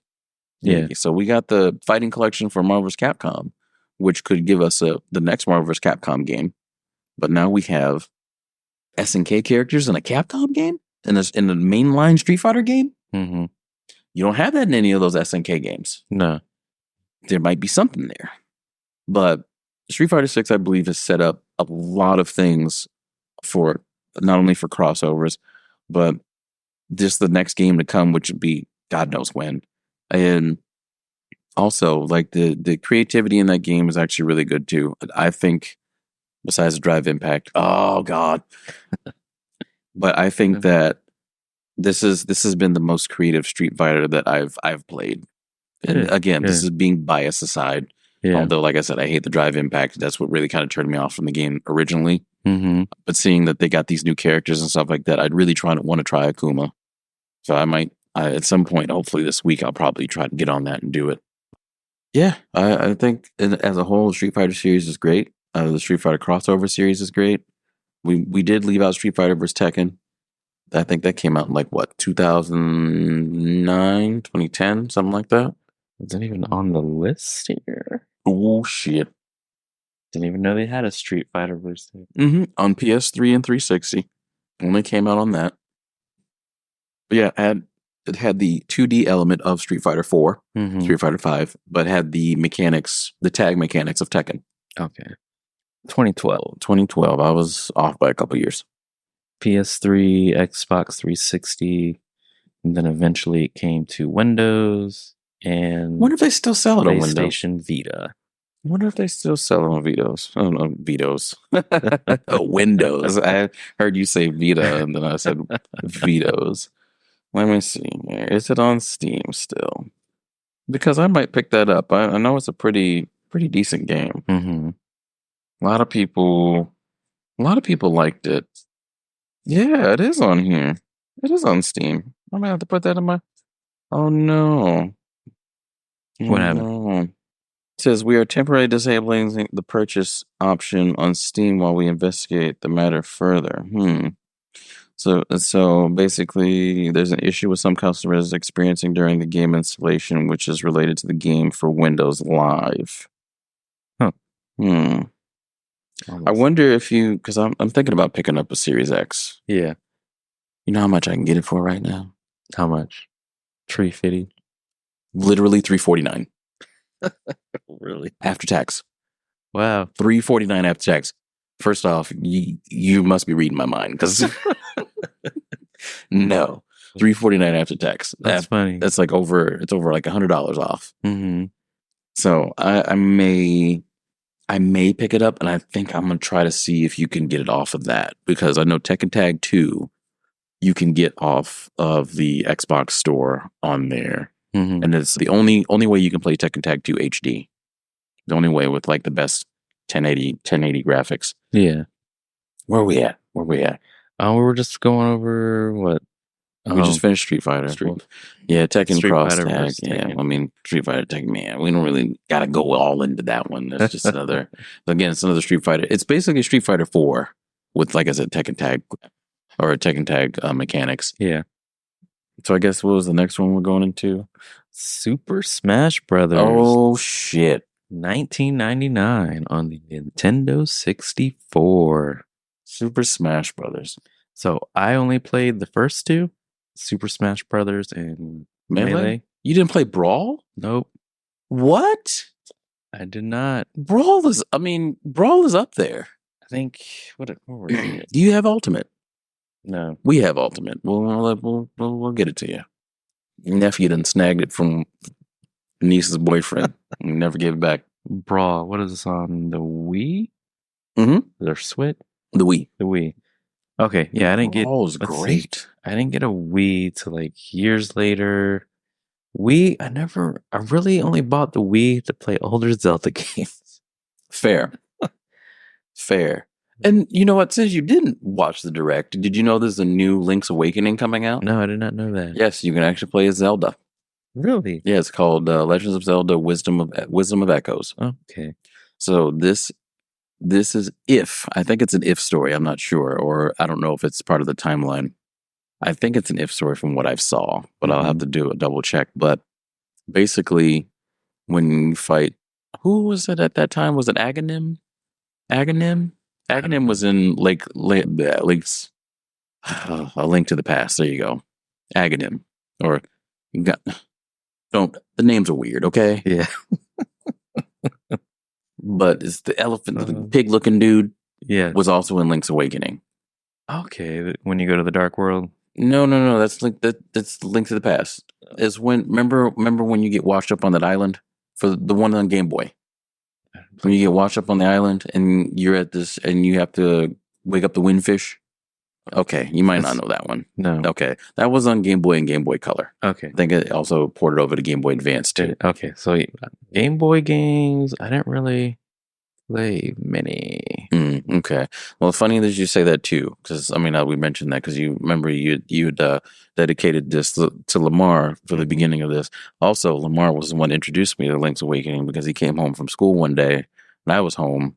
And this is when we were living in Merritt Island at the time, so Mom and Dad hadn't seen each other yet. Mm-hmm. So he came home and he was like, "Hey, I guess what I have behind my back, but you got to pick which hand it's in." I was like, "Oh God, that one." And then I picked the wrong one. Oh no! And I was like, and he goes, "Nope, here you go." And it was Link's Awakening because he knew I loved Zelda. And I was like, not Link's Awakening. So I played it, and it was great. It was a great game. It got re-released on the Switch. Yeah, and then a handful of Zelda games were re-released. Yeah, a lot of them actually. So basically, with this one for the Switch, Wisdom of Echoes or Echoes of Wisdom, however you want to put it. Basically, what ends up happening is Ganon or Aghanim, whatever his name is, actually like cast some power when he got killed, right? Mm-hmm. And took half the world with him or a part of the world with him, and Link got stuck in it. Mm-hmm. So then Link now is nowhere to be found, and now you are Zelda traversing this world. I don't know if it's the same rebuilt world as Link's Awakening or if it's different. I didn't look at too much of the details. Mm-hmm. But yeah, you get to be Zelda and you have this like table that you can use. It's a magic table and you can like craft things. I'm not sure. I have to go back and redo it again, but you can jump on it to get on certain things. Kind of they did with Breath of the Wild too. Yeah, kind of. Kind of like that. But yeah, you can do a lot of different things. So it's still a top-down like Link's Awakening. Okay. Or Link to the Past, or what's the other one? A Link Between Worlds. Mm-hmm. But yeah, you get to be Zelda, which I believe might be the first Zelda game that you can be Zelda. Yeah, I think so. Yeah. They're always Link. I think so. But yeah, where are we at Smash Brothers? Yeah, well, Super Smash Brothers 99 on the N64. So I think this is the only one that actually carries a lot of weight, to be honest with you. I'm not taking anything away from the other ones, but this was the one that brought everybody together. Yes. You know what I mean? Yeah. Like this was the game where you either gained or lost friends. Yes. All the other ones, it really didn't matter unless you played Melee and you did tournaments. But right. That's neither here nor there. We're not here to do tournaments, not for Melee anyway. Mm-hmm. But that was one that you had really good moments. You had really funny moments.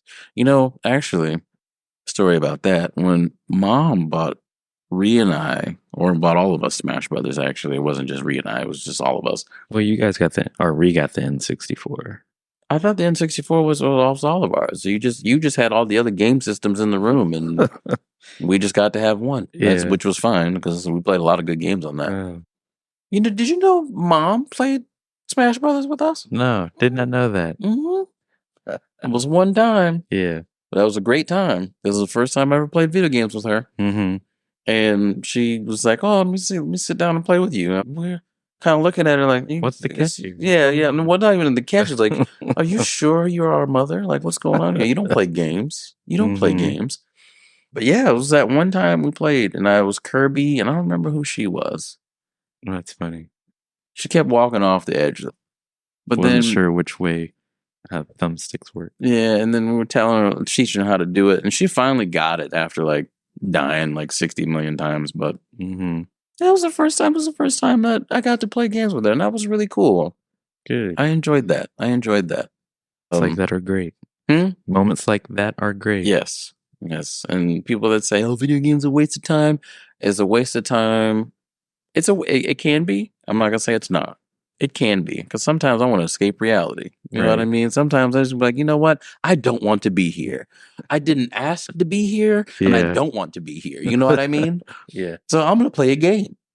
And play a game, work on that hand-eye coordination. Right. And if you guys didn't know, that it actually slows the onset of dementia if you play video games.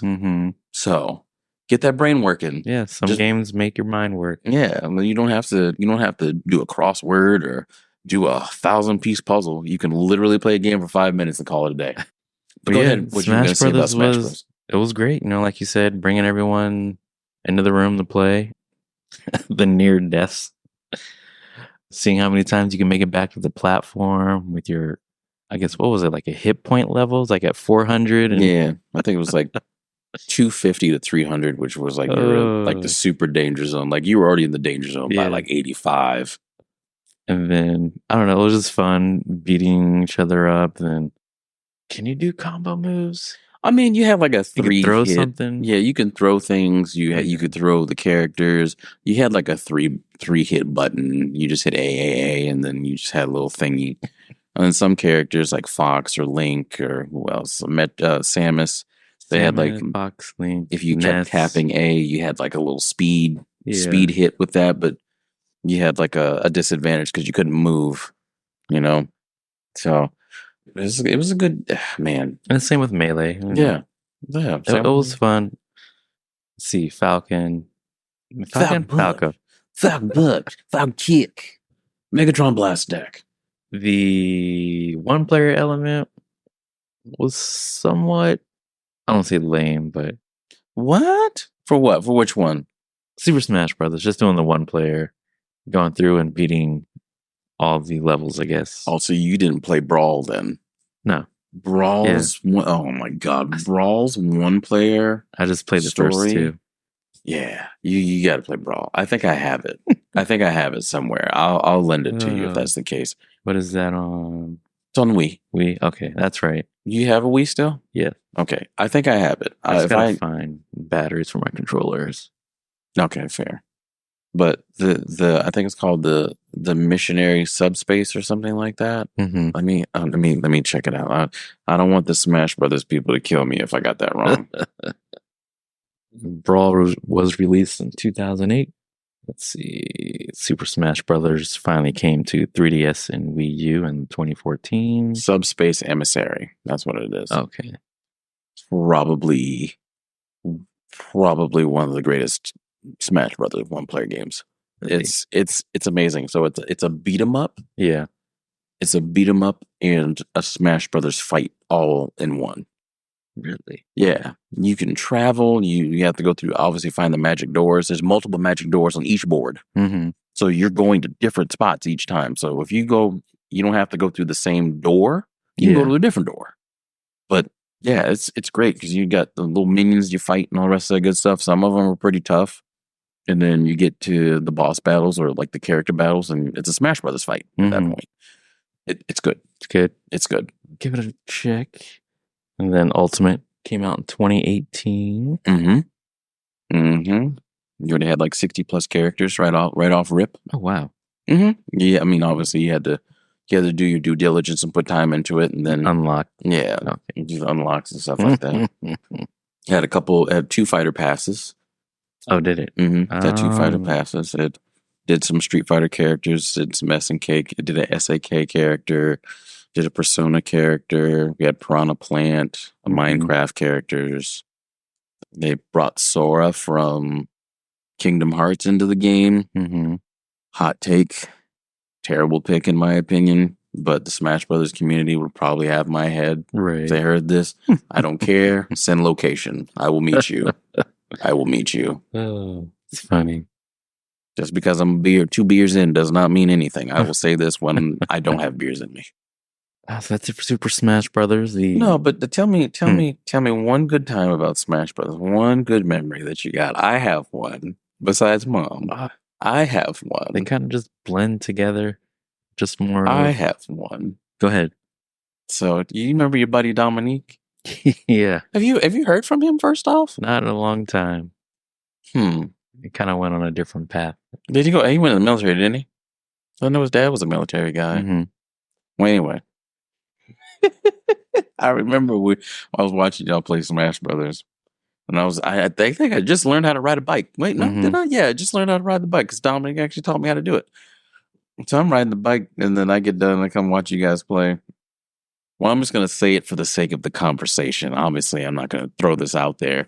Yeah. But I remember y'all were playing, and I think it was either you or Jackie that had picked up the bomb. And Dominic goes, Nick has got a... Oh my God. You just see this bomb get sent across the way, and then someone flying off the stage. I was like, yo. Oh my Lord.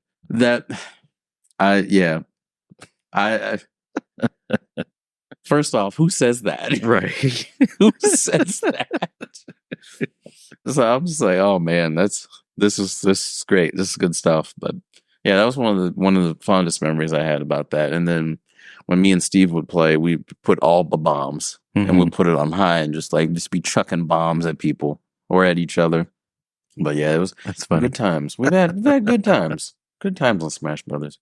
You know how I never really beat you too much in Smash Brothers. But the one thing I did to try to train to get better was that I would do a team battle, and I would do 3 CPUs against me, and I would put them all on level 9, thinking I would get good. Still got my ass beat. I wonder. I don't know if I ever did that. Put the CPU on because I did that all the time, and did the CPU become predictable? I don't remember. Okay. I just remember getting my ass beat a lot. So, I mean, there've been a couple times where I'd won, and I would put them all on 5. We put us at 5 stock. But yeah, I remember a couple times I would have won, but not very often. But I would, think about it and like, oh, okay, this is what I need to do the next time this happens. I was just thinking stuff, and yeah, still didn't win. So I guess that was a waste. I'm sure you did. I'm sure. Yeah, not often. If I did, it was very rare. I remember having the battles and just remember, getting the high hit point count and trying not to fall off the edge. So yeah, it was good. It was a good game. That's a very good game. I think the older ones are my favorite. I like Ultimate though. Ultimate is good too. But I think there's I don't know, because I played it on Dave's on his Switch, and he has the GameCube controllers. I think there's a lag in those controllers. Could be. I wouldn't doubt it. But then, I played it somewhere else, and I'm playing it on the actual 64 console. No, the new one, the Ultimate. And I actually played on the Switch with the actual Switch controllers. Yeah, and it seems like it's very responsive. So I'm just like, yeah, there's something up here. There's something up, because I played Dave. I'm like, man, there's a lag. You're trying. No, you're just not good. You're just not good. You're right. I'm not good. I don't play this game. Yeah, I wonder if they have a setting for latency issues. I think there is a setting for latency. He's just so used to it, he doesn't play it like that anymore. It's just like, oh, okay, well.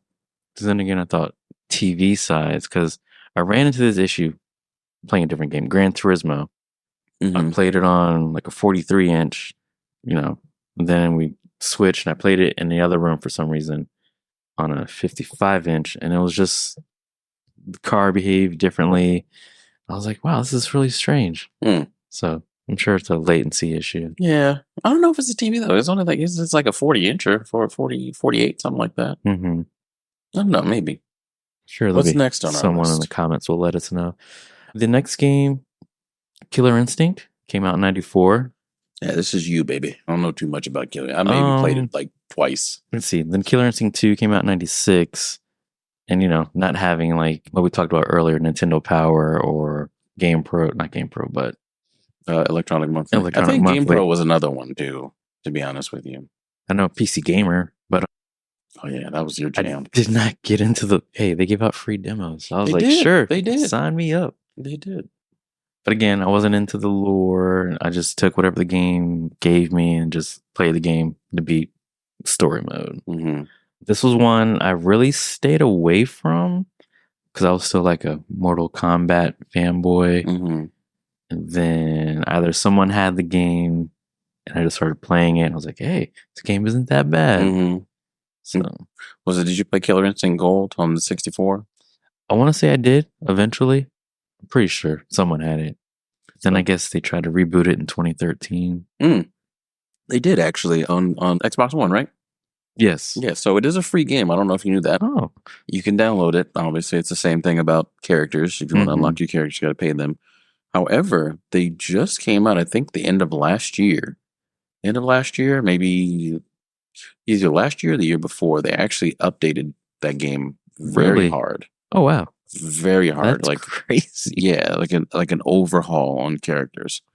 So it's kind of like a fresh coat of paint. Mm-hmm. So the developers did that. But the only sad thing about it is because it's a historic franchise. Microsoft is not doing anything with it. Yeah, I don't know what up Microsoft. I haven't done a deep dive. I always keep seeing Microsoft this and that. They don't want to make games. They don't want to make consoles. Not too sure why buy all these developers, companies, then be like, yeah. So I don't know. Yeah, well, I mean, we can touch on that in a minute. Yeah, Killer Instinct. I only played like a little bit of it. I think I played it gold on 64 back in 2012, 2013. I had no clue what the fuck I was doing. Like, I'm trying to figure out like how to do combos. A buddy of mine at the time, we were playing, and he's like, "Oh, it's really easy." I'm like, "Well, if it's easy, why don't you tell me about it?" Right. But he's beating my ass steadily. I don't know. This Killer Instinct just never really caught my eye, so to speak. The characters really didn't speak. I mean, Jago would probably be the only one I could think of that like is a cool looking character. But other than that, like it just wasn't. The tone of the game wasn't for me at the time. But I was younger, and when you're younger, things are dark and eerie and all this good stuff. You kind of tend to stay away from. Well, I did anyway. Till I got older, and I was like, "Oh, okay, it's not that bad." But I mean, overall, it's a good game. I did play the Xbox One version too, and it's not bad. It actually plays really smooth. It's really well. I'm just not gonna play. I'm not gonna download those characters and play that much. Because if they're not going to do anything else to it, there's no sense in doing that. For me, besides taking money, right? So I kind of went back and forth, and this is more the next two. Well, I guess they're the same. Boxing. I was like, you can get into boxing now. I was like, so remember, I had Knockout Kings '99, and then they called it Knockout Series, and eventually around 2004, they changed it into Fight Night. And it was just your, I guess, updated version of boxing game. Having licensed boxers in the game was cool. Learning how to do, your hooks, uppercuts. Oh, you did the stick? Did you do the stick when you played it? Yeah, same. I think it was just a bit more immersive that way. And of course, your lovely one-player story. Build your way up to the ranks. I think that's how the Knockout King series was. Like you were ranked 50th and you just keep fighting up and up. By the time Fight Night came around, I think they kind of put you in a story mode. Yeah. Because the first Fight Night came out in 2004. I recently picked up Fight Night Champion. And that came out in 2011 for the PS3. And it's like you were in prison. Oh, shit. And you come out and be a boxer. I got real on that one. Yeah. But it was interesting. And then, of course, you have your lovely Punch-Out games that everyone has played. Yeah, Punch-Out. Punch-Out was good. I liked Punch-Out. I know the latest one came out on the Wii, I think. Yes, 2009. Punch-Out wasn't bad. I don't know. I just really get the boxing games too much. I mean, no, we played them. Mm-hmm. Steve was really big into the Fight Night. I think round 2 was his favorite one. I played a lot of round 2 with him, but I didn't really get into the boxing too much. Yeah, I can see that. Well, I mean, fighting games, boxing is fighting games. So, Right. it's in that genre. But that one specifically, I don't know. I just don't think, again, I guess you could get some creativity off of it, but I guess, with 2D fighting and then going into something that's more realistic, I just couldn't wrap my brain around that. Yeah, because I think, what was it, the Knockout series? Then they had you be the corner man. Oh, yeah, the thing, do the cuts, blood. Yeah. That actually was pretty cool. Yeah, it was pretty cool. I liked that. And then we have, these I believe were Dreamcast, did a more animated approach, the Ready to Rumble series. That was a good game. Yeah. That was a good game. A little different spin on it, more, I guess, cartoon-like, I guess you could say. Mm-hmm. Kind of like Punch-Out. Did you? No, Yeah. I would say similar to Punch-Out, but just realistic, more of a realism in boxing. But I know they came with one with Dreamcast, and the second one came out on 64 and PlayStation, correct? Or did the first one come out on PlayStation and Dreamcast, and the second one came out on 64? And that was when you were sporting the afro with Afro Thunder in it. Yes. Oh, okay, so Ready to Rumble, Dreamcast, Game Boy, 64, PlayStation. Okay. Not Ready to Rumble 2. Then Ready to Rumble 2, Dreamcast, 64, PlayStation 2, Game Boy Advance, and PlayStation. Wow. Yeah, because I know the PlayStation, the Naomi system on PlayStation, not PlayStation, but Dreamcast, it made it look smoother. Mm-hmm. So it wasn't really it didn't really look well on the PlayStation. Because again, PlayStation was really good with rendering polygons. Yeah. And anything else after that, let's be real. Look at the PlayStation 2, look at the original Xbox. And just those two games alone, those systems alone, along with the original Xbox, and say Madden, for instance, correct? Mm-hmm. Madden on PS2, Madden 06 on PS2, Madden 06 on Xbox. It looked so much better on the Xbox. Yes. So much better. I would agree. I think it just I don't know what the issue was. I really don't. Yeah. But I remember we played Ready to Rumble on both Dreamcast and PlayStation. And it was night and day. It was a night and day difference. Mm-hmm. PlayStation was just too clunky and all the rest of good stuff, and Dreamcast was just smooth, super smooth. And the final game that I have on my list is the Def Jam Vendetta. Oh shit! Def Jam Fight for New York. Those are the only two that I played. And Def Jam Icon, I did not play. I did not play that either. I heard it wasn't well received, so it's a good thing that we didn't play it. Yes. Wow. So I kind of went back and forth. I wasn't sure to put wrestling on here, but we can do a different wrestling episode later. But I didn't put Def Jam because it reminded me of THQ, who did beginning wrestling games that we WCW versus NWO. Yes. Speaking of which, I don't know what happened to my AEW Fight Forever. I have no clue where that is, so I have to rebuy it again. I was going to say, well, I think it was last month. It was a PS Plus exclusive, so you can download it from there. I think I did, but I still want the physical edition. I'm a weirdo.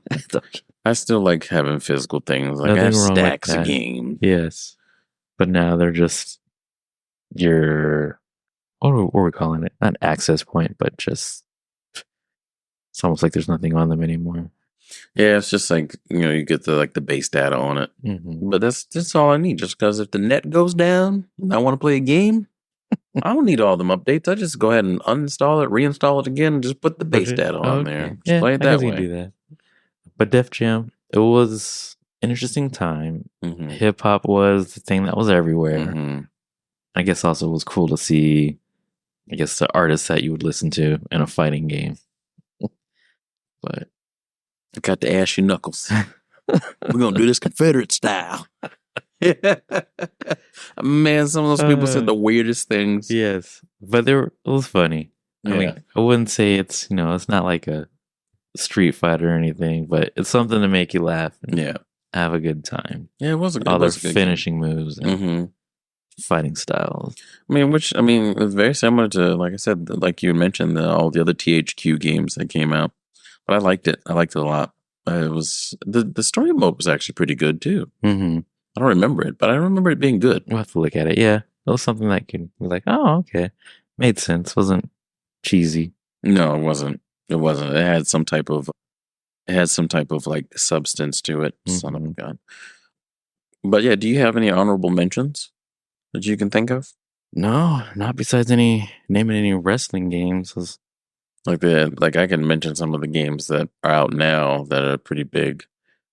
A lot of the fighting games I play are anime fighters more or less than anything now. Mm-hmm.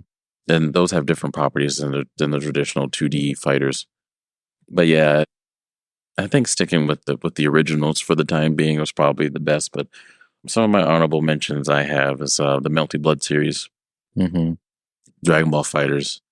And we can probably, in the comment section, if you want us to touch on some of the anime fighters, if you want us to have an anime fighter session, that we can do that. Yeah, it was the Melty Blood, Dragon Ball Fighters, Grand Blue Fantasy Versus, which is actually pretty good. So Grand Blue Fantasy Versus is more of a Street Fighter game because it's nothing but footsies like Street Fighter, and it's medieval times basically. Interesting. Okay. Yeah, it's actually pretty good. I like it. You got, what are some other games I'm playing right now? What's the other one that I've been playing hard? Because Melty Blood is one I played very hard. And then you got King of Fighters. We didn't touch on the SNKs at all, but I think some of the SNK games that I have played are up there in the honorable mentions. But yeah, I think there's a lot of them we could have touched on, I'm sure. Well, Blaze Blue. Blaze Blue's another one. I remember playing the first one back in 2009 when it first came out. Mm-hmm. It was a very different anime fighter from all the others.